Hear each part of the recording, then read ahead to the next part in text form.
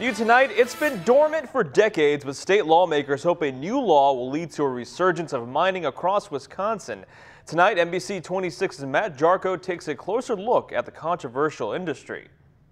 Supporters of mining say the industry can boost the state's northern economy and benefit all of Wisconsin. But opponents say mining comes with a history littered with pollution. In the years ahead, cities will need to evaluate that economic potential with environmental risks. Here in Ladysmith, a small city in northwest Wisconsin, the sounds of industry still occasionally bellow through. But in the past decade, the rumbling reminders have faded. Unfortunately, the recession of 2007-2008 hit this area very hard. City Administrator Alan Christensen saw the city's housing industry take a major hit, losing hundreds of jobs. It's been a struggle actually ever since. In the years before the recession, Christensen and the city saw a far different economy. But one of the industries that drove its success is now completely gone. Signs it ever even existed are hard to find. But Christensen remembers what mining did. In my estimation, the upsides of mining economically are potentially very significant. From 1993 to 1997, Ladysmith was home to the Flambeau Mine. Through 4.5 years, the mine generated copper, silver, and gold. Christensen says it also created dozens of local jobs, sparked several other industrial projects, and brought millions of dollars in taxes and revenues to the city. Those benefits continued years after the mine had closed. By the time we were into the mid-2000s, say 2005, 6, 7, in that area, we were as close to normalcy as we've been here economically for decades. This small, closed mine in the small city of Ladysmith is now central to a much larger debate: the future of the mining industry across Wisconsin. 1 year after the Flambeau mine closed, Governor Tommy Thompson signed into law what's known as the Mining Moratorium. The 1998 law required mining applicants to prove similar mines had operated and closed in North America without polluting ground or surface water.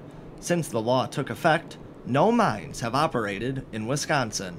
I think that mining can have a role in our economy here in Wisconsin. State Senator Tom Tiffany authored a bill ending the mining moratorium. In December, Governor Scott Walker signed it into law. This could bring tremendous wealth to the people of the state of Wisconsin. Tiffany says mining in the Badger State could be a multi-billion-dollar industry. All those minerals we use in modern 21st century society, we have it in abundance.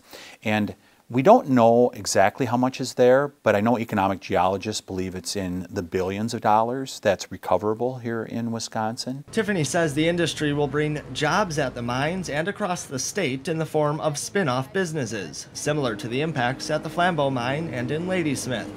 But it's not the economics that is the source of some people's concern. Some fear safety is now being overlooked. The law did relax some standards for mining.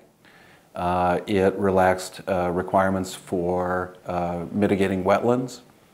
It made it easier for a mining company to actually put wastes in wetlands.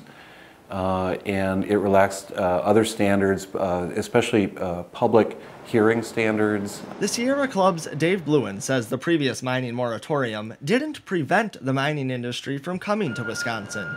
He says what did is the history of mining. The hard rock mining industry that mines in these metallic sulfides has an almost impossibly bad track record. They have yet to operate mines and close them safely when mining in these ores without causing pollution. But mining supporters point to Flambeau. Tiffany says it's a clean closure. Christensen agrees and says the site has been restored to a recreation facility with walking trails. Tiffany also says new technology has improved mining's safety. Opponents say it's not that simple. Those wastes were buried in the pit and they're going to be there forever. And it's something that's going to have to be monitored for. Bluen also says part of what makes the Flambeau mine a largely successful closure is the ore went to Canada for processing. He He says future mines could be more harmful. Our confidence level in the mining industry's ability to deal with metallic sulfide mining is very low. Both sides say actual mining in Wisconsin is still years away, but one company is already looking in the state and nearby. Aquila Resources is focused on the Back 40 mine near the Michigan-Wisconsin border. The mine has drawn sharp opposition from the Menominee Indian tribe, which fears the mine could pollute the nearby Menominee River. Along with those environmental concerns, the tribe has also expressed cultural concerns.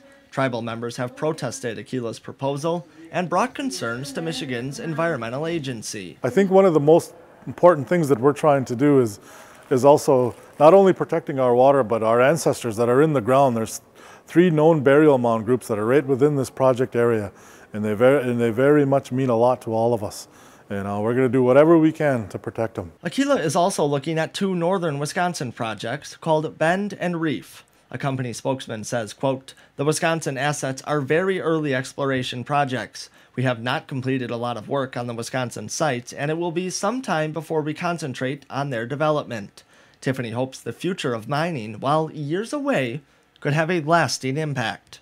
I think success would be, 10 to 15 exploratory rigs that are working here on a regular basis, 2 to 3 mines operating on an annual basis, and that you have an industry that lasts for a century.